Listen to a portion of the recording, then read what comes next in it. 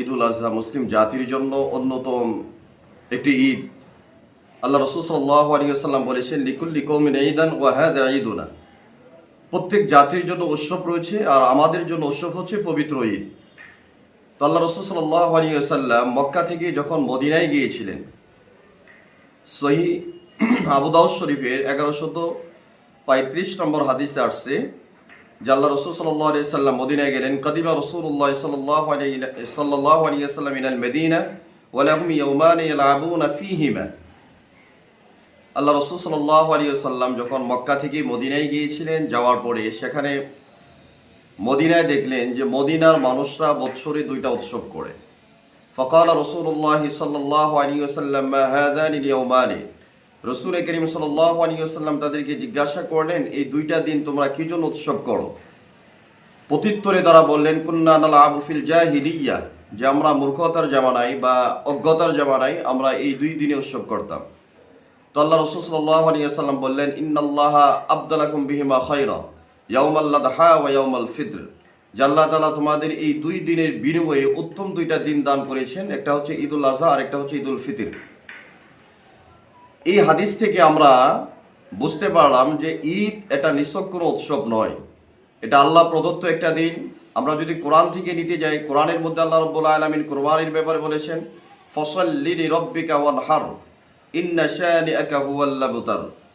আল্লাহ রাব্বুল আলামিন রাসূল করিম সাল্লাল্লাহু আলাইহি ওয়াসাল্লামকে বলেছেন যে রাসূল, আপনি নামাজ পড়ুন এবং আল্লাহর নামে কুরবানি করুন। এরপরে কোরবানির হিস্টোরি অনেক লম্বা চোর, আমরা সেদিকে যাচ্ছি না। আমরা একেবারে সংক্ষিপ্তভাবে আমাদের কাদের ওপর কোরবানি ওয়াজিব, কোরবানি যে ওয়াজিব এটা কোরআন হাদিসের একাধিক জায়গা থেকে প্রমাণ দেওয়া যায়। আল্লাহ রাব্বুল আলামিন কোরআনের মধ্যে একাধিক জায়গায় কোরবানি ওয়াজিব হওয়ার কথাকে বলেছেন। তো আমরা যেহেতু ভিডিও অনেক লম্বা হয়ে যাবে, যার কারণে আমরা এখানে সংক্ষিপ্ত আপনাদের জ্ঞাতার্থর জন্য বা আপনাদের জানার জন্য আমরা আজকে মাসালাগুলো নিয়ে আলোচনা করবো ইনশাআল্লাহ। তো কুরবানি, আমরা প্রথমে আসি, কুরবানি কার ওপর ওয়াজিব? কুরবানি সুস্থ মস্তিষ্ক প্রাপ্তবয়স্ক এডেল, যাদের ওপর নেশাব পরিমাণ মাল রয়েছে 10 তারিখ থেকে নিয়ে 12 তারিখ পর্যন্ত, অর্থাৎ জিলহজের 10, 11, 12 এই 3 দিন যদি কারোর কাছে নেশাব পরিমাণ মাল থাকে, তাদের ওপর কুরবানি ওয়াজিব। এখন কুরবানি ওয়াজিব হওয়ার পরেও কেউ যদি কুরবানি না করে, সেক্ষেত্রে আল্লাহ রাসূল সাল্লাল্লাহু আলাইহি ওয়াসাল্লাম তাদেরকে ধমকি দিয়েছেন। মুসনাদে আহমদের হাদিসের মধ্যে রয়েছে, মান কানা লাহু সাআতান ফালাম ইউদহি ফালা ইয়াকরাবান্না মুসাল্লানা। আল্লাহ রাসূল সাল্লাল্লাহু আলাইহি ওয়াসাল্লাম বলেছেন, যাদের কুরবানি করার সামর্থ্য রয়েছে এরপরেও কুরবানি করে না, তারা যেন আমাদের ঈদগাহে না আসে। এখন যাদেরকে আল্লাহ তাআলা এবিলিটি দিয়েছেন, যাদেরকে সামর্থ্য দিয়েছেন, যাদেরকে ধন সম্পদ দিয়েছেন, প্রত্যেক মুসলিম নরনারীর জন্য কোরবানি করা ওয়াজিব। এখন কোরবানির নেশাব কতটুকু, এটা অত্যন্ত গুরুত্বপূর্ণ একটি প্রশ্ন এবং মাসআলা। কোরবানির নেশাব হচ্ছে কোনো ব্যক্তির নিকটে যদি ঈদের দিন অর্থাৎ 10 তারিখের সকালে থেকে নিয়ে 12 তারিখ পর্যন্ত 7.5 ভরি স্বর্ণ বা 52.5 তোলা রূপা যদি কারোর নিকটে থাকে, ওই ব্যক্তির ওপর কোরবানি ওয়াজিব। এখন প্রশ্ন হচ্ছে, কারোর নিকটে যদি পরিমাণ স্বর্ণ না থাকে বা রূপা না থাকে, তাহলে তার জন্য কি কোরবানি ওয়াজিব হবে? হ্যাঁ, যদি তার নিকটে এই সমপরিমাণ মূল্য থাকে, 52.5 তোলা রূপার যদি মূল্য তার কাছে থাকে, ম্যাক্সিমাম আমাদের এই বাজারে যদি কারোর নিকটে 70 থেকে 80 হাজার টাকা তার পারিবারিক খরচ থেকে এক্সট্রা হ্যান্ডকেস থাকে, তার জন্য কোরবানি ওয়াজিব। তবে একটা প্রশ্ন এখানে থেকে যায়, যদি অপ্রাপ্ত বয়স্ক নাবালেগ যারা রয়েছে তাদের জন্য কি কোরবানি ওয়াজিব? তারা যদি নেশাব পরিমাণ মালিক হয় বা পাগল, বেকারগ্রস্ত, মেডমেড, তাদের জন্য কোরবানি ওয়াজিব কিনা? আমরা যদি এক কথায় তার জবাব দিতে যাই, যদি অপ্রাপ্ত বয়স্ক যাদের ওপর এখনো শরীয়ত প্রয়োগ হয়নি, তারা যদি সাহেবে নেশাব বা নেশাব পরিমাণ মালের মালিক হয়, তবুও তাদের জন্য কোরবানি করা ওয়াজিব না। হ্যাঁ, তার বাবা মা যদি ইচ্ছা করে তাদের পক্ষ থেকে কোরবানি করতে পারবে। এটা আমাদের 1 নম্বর মাসআলা। 2 নম্বর মাসআলা হচ্ছে, কোরবানি যাদের ওপর ওয়াজিব তারা যদি কোরবানি না করে, তাদের জন্য কি ধরনের ভয়াবহতা, এটা আল্লাহ রাসূল সাল্লাল্লাহু আলাইহি ওয়াসাল্লাম হাদিসের মধ্যে বলেছেন যে যাদের কোরবানি দেওয়ার মতো সামর্থ্য রয়েছে এরপরও যদি কোরবানি না করে, তাহারা যেন আমাদের ঈদগাহে না আসে। এই জন্য যাদের ওপর কোরবানি ওয়াজিব তাদেরকে অবশ্যই কোরবানি করতে হবে। কোরবানির জন্তুর ব্যাপারে আমরা যখন কোরবানির জন্তু মানে কোন শ্রেণীর জন্তু দ্বারা কোরবানি করা যাবে, সাধারণত শরীয়তের মধ্যে 6 শ্রেণীর প্রাণী দ্বারা কোরবানি করার বৈধতা রয়েছে। গরু, মহিষ, উট, ভেড়া, দুম্বা, ছাগল। এগুলার বয়স সীমা নিয়ে আমাদের অনেকেই দ্রমজাল সৃষ্টি হয়। এটা অত্যন্ত গুরুত্বপূর্ণ একটি মাসালা যে কোরবানির ক্ষেত্রে আমরা যে সমস্ত পশুগুলা কোরবানি করব তাদের বয়স সীমা কতটুকু থাকতে হবে। অনেকেই আমরা কোরবানির বাজারে গিয়ে কোরবানির পশু যখন ক্রয় করি সেখানে আমরা দাঁতটাকে সবচেয়ে বেশি প্রাধান্য দিই। আসলে কোরবানির সঙ্গে দাঁতের কোনো সম্পর্ক নেই, কোরবানির সঙ্গে বয়সের সম্পর্ক। অর্থাৎ উটের জন্য পূর্ণ 5 বছর হতে হবে। কেউ যদি উট কোরবানি করতে চায় তো সেক্ষেত্রে উটের বয়স পূর্ণ 5 বছর হতে হবে। আর যদি গরু কোরবানি করতে চায় গরুর ক্ষেত্রে পূর্ণ 2 বছর হতে হবে। যদি মহিষ কোরবানি করতে চায় মহিষের ক্ষেত্রেও পূর্ণ 2 বছর হতে হবে। ভেড়ার ক্ষেত্রে 1 বছর, ছাগলের ক্ষেত্রে 1 বছর, দুম্বার ক্ষেত্রে 1 বছর। এর নিচে যদি একদিনও হয় তাহলে তার দ্বারা কোরবানি করলে কোরবানি আদায় হবে না। এখন দুম্বা বা ভেড়া যদি 6 মাসের দুম্বা ভেড়া যদি 1 বছরের ছাগলের মতো স্বাস্থ্য মোটা তাজা থাকে তো সেক্ষেত্রে স্কলারশিপগণ বলেছেন, অন্যান্য ফোকাবিদগণ বলেছেন যে তার দ্বারাও কোরবানি করা জায়েজ আছে। কিন্তু ছাগলের ক্ষেত্রে পূর্ণ 1 বছর হতে হবে, গরুর ক্ষেত্রে পূর্ণ 2 বছর হতে হবে। গরুর দাঁত হয়েছে কি হয় নাই সেটা কোনো ম্যাটার করে না। যদি বয়স পূর্ণ 2 বছর হয় তাহলে এর মাধ্যমে কোরবানি করা জায়েজ, এতে কোনো সমস্যা নেই। আরেকটি মাসালা হচ্ছে কোরবানি ক্ষেত্রে ত্রুটিযুক্ত প্রাণী দ্বারা কোরবানি করা নিষেধ। যেই কোরবানির জন্তু যাকে কোরবানি করা হবে সেটা যেন কোরবানির স্থান পর্যন্ত হেঁটে যেতে পারে। যদি এতটা দুর্বল হয় যে কোরবানির স্থান পর্যন্ত সে হেঁটে যেতে না পারে এমন জন্তু দ্বারা কোরবানি করলে কোরবানি আদায় হবে না। আরো একটা মশলা হচ্ছে কোরবানির জন্তুর যদি দুটো চোখ থেকে দুটো চোখই নষ্ট হয়ে যায় বা একটি চোখ 1/3 অংশের বেশি নষ্ট থাকে, মানে এক চোখে ইন টোটালি সে কোনো কিছু দৃশ্য তো দেখে না, এমন জন্তু দ্বারা যদি কোরবানি করা হয় কোরবানি হবে না। যদি ল্যাংড়া হয় যে তার ল্যাংড়াটা একেবারে সুস্পষ্ট, 3 পায়ে ভর করতে পারে আরেক পা মাটিতে রাখতেই পারে না, এমন জন্তু দ্বারাও যদি কোরবানি করে তাহলে কোরবানি আদায় হবে না। কোরবানির ক্ষেত্রে আরো অত্যন্ত গুরুত্বপূর্ণ একটি মশালা হচ্ছে আমরা আমাদের বাংলাদেশে আবহমান কাল থেকে আমরা কোরবানি করে আসতেছি। আমরা আমাদের অর্থনৈতিক দন্যতার কারণে অনেক সময় আমরা শরিকানা কোরবানি করি। শরিকানা কোরবানির ক্ষেত্রে যেই বিষয়টা সবচেয়ে বেশি ইম্পর্টেন্ট সেটি হচ্ছে একটা কোরবানির মধ্যে গরুর ক্ষেত্রে, মহিষের ক্ষেত্রে এবং উটের ক্ষেত্রে একটা প্রাণীতে 7 জন পর্যন্ত অংশগ্রহণ করতে পারবে। এখন অংশগ্রহণের ক্ষেত্রে একটা জরুরি মাসালা হচ্ছে যে যারা কোরবানি করবে, যাদেরকে শরিকানা নেওয়া হচ্ছে তাদের নিয়তের ব্যাপারে আগে ক্লিয়ার হওয়া। এই 7 জনের মধ্য থেকে কোনো একজন ব্যক্তির যদি শুধু মাংস খাওয়ার উদ্দেশ্য থাকে বা গোস্ত খাওয়ার উদ্দেশ্য থাকে, এই উদ্দেশ্য নিয়ে সে যদি শরিকানায় কোরবানি করে বাকি 6 জনের কোরবানি সহ তার কোরবানি সহ সবার কোরবানি নষ্ট হয়ে যাবে।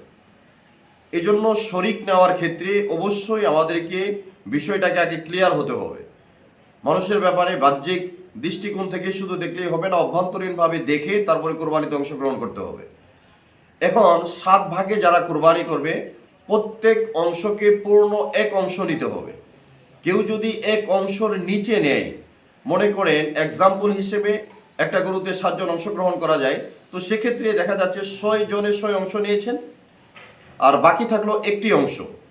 এখন কোনো ভাই যদি বলে যে আমরা 2 ভাই মিলে একটি অংশ ক্রয় করব, 2 ভাই মিলে যদি একটা অংশ দেওয়া হয় তাহলে এক্ষেত্রে কারোর কোরবানি হবে না। সুতরাং পূর্ণ সবাইকে একটা অংশ করে নিতে হবে। 1 অংশের নিচে 2 জনে মিলে যদি 1 অংশ নিয়ে কোরবানি করে তাহলে কারোর কোরবানি হবে না।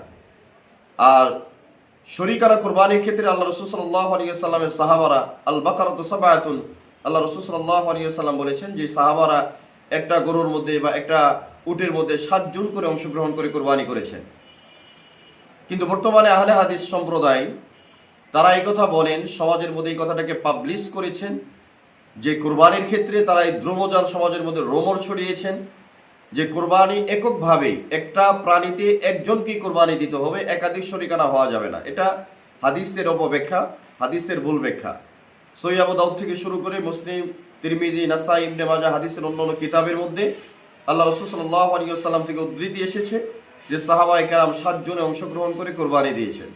সুতরাং শরিকানা কুরবানির ক্ষেত্রে আমরা 7 জনে কুরবানি দিতে পারি, এতে কোনো সমস্যা নেই। তবে এক্ষেত্রে সমস্যা হচ্ছে মাংস বন্টনের ক্ষেত্রে। মাংস বন্টনের যে বিষয়টি, সেটি হচ্ছে শরিকানা কুরবানি দেওয়ার ক্ষেত্রে মাংস এটা বাটখারার মাধ্যমে বা মিটারের মাধ্যমে বা আমরা যেটাই বলি না কেন পাল্লার মাধ্যমে এটাকে আপনার সমপরিমাণ সমান সমান করে ভাগ করে নিতে হবে। কারোর অংশে যদি একটু কম বেশি হয়ে যায় তাহলে সেটা সুদ হয়ে যাবে। এখন আরেকটা মশালা, সেটি হচ্ছে যদি কেউ পারিবারিকভাবে যৌথ ফ্যামিলি বা একান্নভুক্ত পরিবারে এককভাবে কুরবানি করে, তো সেক্ষেত্রে মাংস পরিমাপ করার কোনো প্রয়োজন নেই। ইচ্ছা করলে তারা কুরবানি দেওয়ার পরেই এই মাংস থেকে রান্না করে খেতে পারবে, এতে কোনো সমস্যা নেই। তবে শরিকানার ক্ষেত্রে অবশ্যই তাদেরকে মাংস বন্টনের ক্ষেত্রে পাল্লার মাধ্যমে বাটখারার মাধ্যমে পরিমাপ করে সমান সমান ভাগ নেওয়ার পরে এরপরে তারা মাংসটাকে রান্না করে খেতে পারবে, অন্যথায় এমনি প্রথমে ফার্স্ট টাইমে কোনো কিছু নিতে পারবে না। কুরবানির আরও অনেক মাসালা আছে, জরুরি মাসালা। আসলে এই সময় লম্বা হয়ে যাচ্ছে, আমি আরও একটু সংক্ষিপ্ত করতেছি। কুরবানির ব্যাপারে আমরা জবার ক্ষেত্রে এটা আমার কাছে যেগুলো ইম্পর্টেন্ট মনে হচ্ছে সেই মশালাগুলাই আমি আপনাদের কাছে উপস্থাপন করছি। কুরবানির ক্ষেত্রে আমরা যখন কুরবানি করব, কুরবানি নিজ হাতে কুরবানি করা উত্তম। আল্লাহ রাসূল সাল্লাল্লাহু আলাইহি ওয়াসাল্লাম ফাতেমা রাদিয়াল্লাহু তাআলা আনহাকে বলেছেন, ফাতেমা তোমার কুরবানি তুমি নিজ হাতে করো, তুমি যদি নিজে করতে না পারো তাহলে তুমি কুরবানির সামনে অবস্থান করো। তো কুরবানি নিজ হাতে জবাই করা এটা হচ্ছে উত্তম। এবং কুরবানি পশু জবাই করার পরে অনেকেই সেটা নিস্তেজ হওয়ার আগে, প্রাণ নিঃসরণ হওয়ার আগে, রক্তক্ষরণ শেষ হওয়ার পূর্বেই অনেকেই চামড়া শোনানো শুরু করে। এটা অত্যন্ত গর্হিত কাজ, এটা পশুর সাথে একটা চরম বেয়াদবি এবং পশুকে কষ্ট দেওয়ার শামিল। অর্থাৎ কুরবানি হওয়ার পরে পশু যখন একেবারে ঠান্ডা হয়ে যাবে তারপরে তার সাথে তার চামড়া ওঠানো হবে, এর আগে চামড়া ওঠানো যাবে না। এবং কুরবানির ক্ষেত্রে যারা আমরা কুরবানি করব, অনেক সময় ইমাম সাহেব যখন গরু জবাই করার ক্ষেত্রে আমাদের সমাজের মধ্যে এই জিনিসটা বেশ ভালোভাবে প্রচলিত রয়েছে। 7 জনে যদি কোরবানি করে বা ফ্যামিলি থেকে যদি কেউ কোরবানি করে তাদের নাম উল্লেখ করতে হয়। আসলে কোরআন হাদিস এটার ব্যাপারে কি বলে? কারণ কোরআন হাদিসের মধ্যে এই ধরনের নাম উল্লেখ করার বিষয়ে তেমন কোনো কথা নেই। যেটা আছে যে লিল্লাহি, আল্লাহর জন্য। কারণ কোরআনের মধ্যে আছে কুল ইন্না সলাতি ওয়া নুসকি ওয়া মাহইয়ায়া ওয়া মামাতি লিল্লাহি রাব্বিল আলামিন। রাসূল আপনি বলুন, আমার নামাজ, আমার জীবন, আমার হায়াত, আমার মরণ, আমার কুরবানি সব আল্লাহর জন্য। সুতরাং কুরবানি দাতা যখন কুরবানি করবে একমাত্র আল্লাহকে সন্তুষ্টি করার জন্য কুরবানি করবে। এখন কুরবানির ক্ষেত্রে আমরা চরম যে ভুলটি করি সেটি হচ্ছে অনেক সময় জবাই করার সময় আমরা বলি যে অমুকের পক্ষ থেকে অমুক ব্যক্তির নামে কুরবানি, ওই ব্যক্তির নাম নিয়ে জবাই করা হয়। যদি ব্যক্তির নাম নিয়ে জবাই করা হয় এই কুরবানি সবার জন্য হারাম হয়ে যাবে, এই কুরবানি গোশত কেউ খেতে পারবে না।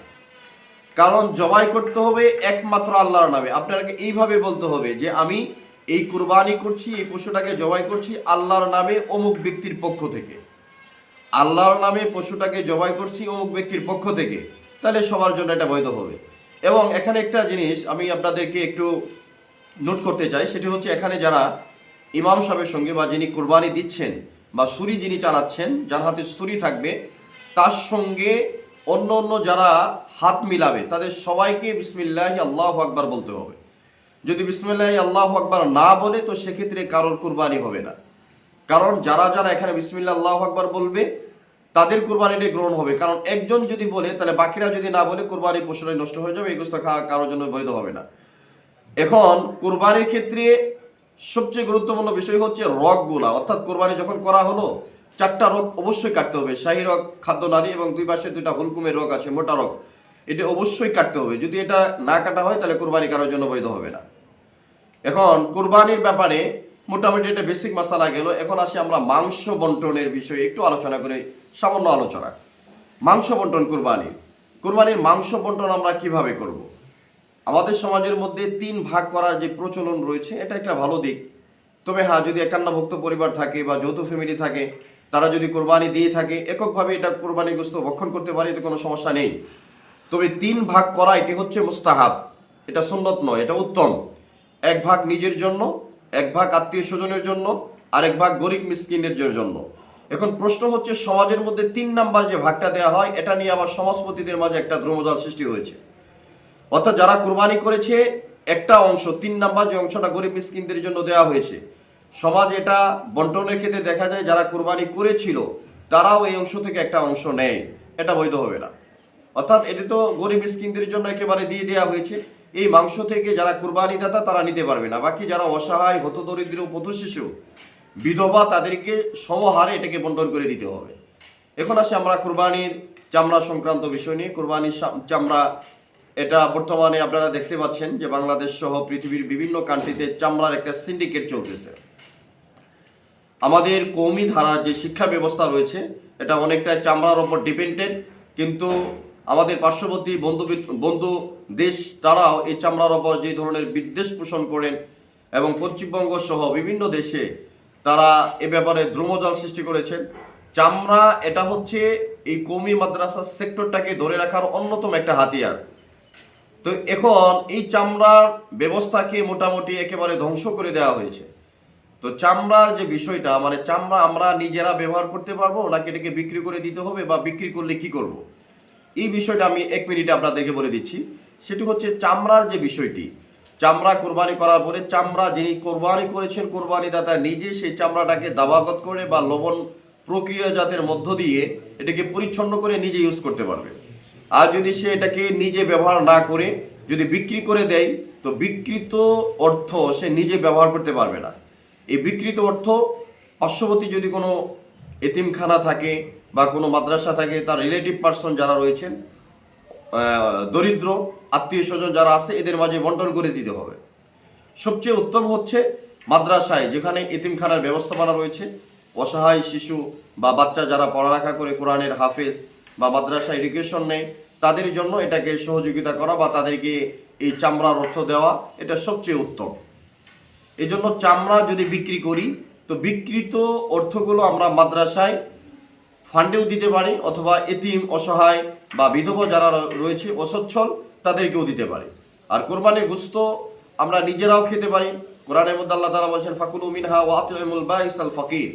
এই কোরবানির মাংস তোমরা নিজেরা খাও, দরিদ্রদেরকে খাওয়াও এবং ওই সমস্ত ব্যক্তিদেরকে দাও যারা চায় না। এখন একটা প্রশ্ন হতে পারে, কোরবানির গোশত অমুসলিমদেরকে দেওয়া যাবে কিনা? হ্যাঁ, কোরবানির গোশত অমুসলিমদেরকেও দেওয়া যাবে, হাদিয়া দিয়ে যাবে, এতে কোনো সমস্যা নেই। তবে কোরবানির গোশত বিক্রি করা যাবে না। তো এই ছিল মোটামুটি বেসিক আলোচনা। আরও অনেক প্রশ্নই ছিল, সময়ের সংক্ষিপ্ততার কারণে আমরা এখানেই আলোচনা সমাপ্ত করতে যাচ্ছি। আপনারা যারা ঈদের নামাজে যাবেন প্রত্যুষে, অর্থাৎ ঈদের নামাজে বেশ কিছু সুন্নত রয়েছে, তো এইগুলোর মধ্যে থেকে অন্যতম হচ্ছে গোসল করা, এরপর আতর লাগানো, উত্তম পোশাক পরিধান করা, সকালবেলা ঈদগাহে চলে যাওয়া, ঈদগাহে যাওয়ার সময় তাকবীর বলা, আল্লাহু আকবার আল্লাহু আকবার লা ইলাহা ইল্লাল্লাহু আল্লাহু আকবার আল্লাহু আকবার ওয়া লিল্লাহিল হামদ। এবং বিশেষ করে আগামীকাল ফজরের পর থেকে 13 জিলহজ পর্যন্ত আসর পর্যন্ত তাকবীর বলা। প্রত্যেক ফরজ নামাজের পরে নারী পুরুষ সবার জন্য ফরজ নামাজের পরে ছেলেরা উচ্চ স্বরে পড়বে এবং মেয়েরা নিম্ন স্বরে তাকবীর বলবে, আল্লাহু আকবার আল্লাহু আকবার লা ইলাহা ইল্লাল্লাহু আল্লাহু আকবার আল্লাহু আকবার ওয়া লিল্লাহিল হামদ। আরেকটা বিষয় আমি শেষ করে দিচ্ছি, অনেকে এটা জানতে চেয়েছিলেন যে কুরবানির সাথে আকিকা করা যাবে কিনা। এটা অত্যন্ত গুরুত্বপূর্ণ একটি প্রশ্ন। কুরবানির সঙ্গে আকিকা করা যাবে কি না? হ্যাঁ, কুরবানির সঙ্গে আকিকা করা যাবে, কারণ কুরবানিকে আরবি শব্দে নুসুক বলা হয়েছে, আকিকাকেও আরবি শব্দে নুসুক বলা হয়েছে। অর্থাৎ কোনো ব্যক্তি যদি তার নিজের আকিকা করে না থাকে, তাহলে সে এক্ষেত্রে কুরবানির সঙ্গে সে নিজের আকিকা করতে পারবে। যেমন এক্সাম্পল হিসেবে একজন ব্যক্তির ওপর কোরবানি ওয়াজিব ছিল, সে কোরবানি তার একটা অংশ ওয়াজিব, বাকি আরো 6টা অংশ থাকবে। এই 6টা অংশের ভিতরে যদি ছেলের জন্য আকিকা করে তাহলে সেখানে 2টা নাম দিতে হবে, আর যদি মেয়ের জন্য আকিকা করে সেখানে একটা নাম দিতে হবে। এখন আকিকার মাংস কোরবানির মাংসের বিধান কি? আকিকার মাংস কোরবানির মাংসের বিধান একটাই, অর্থাৎ কোরবানির মাংসকে 3 ভাগ করবে, আকিকার মাংসকেও 3 ভাগ করবে, এক্ষেত্রে কোনো সমস্যা নেই। আর একটা মাসালা হচ্ছে মৃত ব্যক্তির নামে কোরবানি দেওয়া যাবে কিনা। অনেকেই আমাদের এটা, বিশেষ করে আমাদের মাঝে যারা ডেভেলপমেন্ট সন্তানাদি রয়েছেন, তারা অনেক সময় প্রশ্ন করেন যে আমার বাবা মার জন্য আমাদের ইচ্ছা ছিল তাদের নামে কোরবানি করা, কিন্তু আনফরচুনেটলি আমাদের বাবা মা তো দুনিয়া থেকে বা নশ্বর পৃথিবী থেকে বিদায় জানিয়েছেন, তাদের জন্য কি আমরা এখন ছেলে হয়ে বা আমরা গার্ডিয়ান তার পক্ষ থেকে কোরবানি করতে পারবো কিনা। অর্থাৎ এক কথায় মৃত ব্যক্তিদের নামে কোরবানি করা যাবে কি যাবে না? হ্যাঁ, মৃত ব্যক্তিদের নামে কোরবানি করা যাবে। এক্ষেত্রে একটা জিনিস দ্রষ্টব্য, সেটি হচ্ছে মৃত ব্যক্তি যদি ওসিয়ত করে যায় যে আমার নামে তোমরা কোরবানি করবে, আর ওসিয়ত পূর্ণ করা ওয়াজিব। এই ওসিয়ত যদি করে যায়, বাবা মা যদি ওসিয়ত করে গিয়ে থাকে সন্তানকে, ওসিয়ত হিসেবে সে যদি কোরবানি করে, তাহলে এই মাংস কেউ খেতে পারবে না, এটাকে পূর্ণ মাংসটাকে বন্টন করে দিতে হবে সমাজের দরিদ্রদের মাঝে। আর যদি ওসিয়ত করে না গিয়ে থাকে, ছেলে মেয়ে যদি এমনি কোরবানি করে, তো সেক্ষেত্রে এই মাংস সবাই খেতে পারবে। যেমন আল্লাহ রাসূল সাল্লাল্লাহু আলাইহি ওয়াসাল্লাম কাফসাইনে আমলাহাইনে আকরানাইন, আল্লাহ রাসূল সাল্লাল্লাহু আলাইহি ওয়াসাল্লাম দুইটা কালো সাদা মিশ্রিত দুম্বাকে কোরবানি করেছেন, এবং একটা উম্মতের জন্য কোরবানি করেছেন আর একটা নিজের জন্য কোরবানি করেছেন। এই মাংস সবার মাঝে তিনি বন্টন করে দিয়েছেন। তো এই জন্য যদি আমরা মৃতদের জন্য কোরবানি করি, যদি ওসিয়তের কোরবানি হয়, সেক্ষেত্রে মাংস নিজেরা খেতে পারবো না। আর যদি ওসিয়ত ছাড়া না হয়, তাহলে সেক্ষেত্রে এই মাংস সবাই খেতে পারবো। আরেকটা প্রশ্ন হচ্ছে, অনেকেই কোরবানির ক্ষেত্রে তারা মান্নত করেছিল। মান্নত একটা হচ্ছে আম আর একটা হচ্ছে খাস। যেমন সে এমনিভাবে বলেছিল যে এই কোরবানির জন্তু দ্বারা বা এই পশু আমি কামাই রোজগারকে এটাকে কোরবানি করব। এটা হলো সাধারণ মান্নত। এর মাধ্যমে সব এই জন্তুকে যদি কোরবানি করা হয়, তো সেক্ষেত্রে এই কোরবানির মাংস সবাই ভক্ষণ করতে পারবে, কোনো সমস্যা নেই। আর যদি মান্যতটা এমন হয় যে আমার অমুক কাজ যদি সাকসেসফুল হয়, বা আমার ছেলের যদি জব হয় বা চাকরি হয়, তাহলে আমি আল্লাহর জন্য আমি এই কোরবানি বা এই জন্তুটাকে কোরবানি করব। এটাকে হচ্ছে নজরে মুআয়্যিন। এই জন্তুর দ্বারা যদি কোরবানি করা হয়, মান্যত পূর্ণ হওয়ার পরে, ছেলের চাকরি হওয়ার পরে, এই কোরবানির মাংস সে নিজে খেতে পারবে না, পরিবারে কেউ খেতে পারবে না, আদার্স পার্সনকে, অর্থাৎ যারা গরিব অসহায় দরিদ্র তাদের মাঝে বন্টন করে দিতে হবে। তো যাই হোক, যতটুকু আলোচনা করা হলো, আল্লাহ রাব্বুল আলামিন আমাদেরকে কোরবানির ওপর, বিশেষ করে আমাদের যাদের সমর্থ রয়েছে কোরবানি করার, আমরা যদি কোরবানি না করি এটা অবশ্যই গর্হিত কাজ হবে। কারণ আল্লাহ তাআলা নিজে এখানে কোরবানি করার জন্য বলেছেন। এখন বর্তমানে সোশ্যাল মিডিয়া সহ বিভিন্ন জায়গায় দেখা যায় নাস্তিক পাড়ায় এটার একটা চরম বিদ্বেষ তৈরি হয়েছে, যে একটা দিনকে কেন্দ্র করে এতগুলো পশু হত্যা করা হয়, অথচ পশু হত্যা করার জন্য স্বয়ং যিনি পশুর মালিক, তিনি পশুকে হত্যা করার জন্য বলেছেন, জবাই করার জন্য বলেছেন। সুতরাং আল্লাহ যেখানে কোরবানি করার জন্য বলেছেন, এখানে মানুষের কোনো যুক্তির মাধ্যমে কোরবানিকে খণ্ডন করা কোনো বৈধতা নেই। যেখানে পশুর মালিক আল্লাহ নিজে কোরবানি দেওয়ার জন্য বলেছেন, যেই সমস্ত নাস্তিকরা বলে যে কোরবানি দেওয়ার মাধ্যমে একটা পশুর জীবনকে হরণ করা হয়, বিশেষ করে ভেজিটেরিয়ান এবং নন ভেজিটেরিয়ান যারা রয়েছেন, তারা বিভিন্ন ধরনের যুক্তি পেশ করেন। গৌতম বুদ্ধর অনুসারী যারা, তারা বলে থাকেন জীব হত্যা করা মহাপাপ। এটাকে কেন্দ্র করে তারা বিভিন্নভাবে সোশ্যাল মিডিয়ায় বর্তমানে কোরবানির আগে, বিশেষ করে আমরা আমাদের পার্শ্ববর্তী দেশে পশ্চিমবঙ্গ দেখতে পারবেন, যেখানে কোরবানিকে নিষিদ্ধ করা হয়েছে। তো এটা নিয়ে আন্দোলন চলতেছে, সেই বিষয়ে আমরা বলবো না। কিন্তু যারা নাস্তিকরা যারা বলে যে কোরবানি এটা হচ্ছে পশুর সাথে অন্যায়, আর যারা ভেজিটেরিয়ান যারা শাকসবজি খায়, তাদের মধ্যে তো জীবন আছে, আমরা ওদিকে বিতর্কে যাচ্ছি না। কিন্তু এটা আমাদের মুসলিম জাতিকে একটা মানে প্রশ্নবিদ্ধ করার জন্য তারা সোশ্যাল মিডিয়ার মাধ্যমে বিশ্বের কাছে এই কথা বা এই বার্তা জানিয়ে দিতে চায় যে তারা অনেক পশুপ্রেমী বা মানবপ্রেমী, এই ধরনের কথাবার্তা বলে মানুষের ইমোশনাল নিয়ে তারা কাজ করে বা কথাবার্তা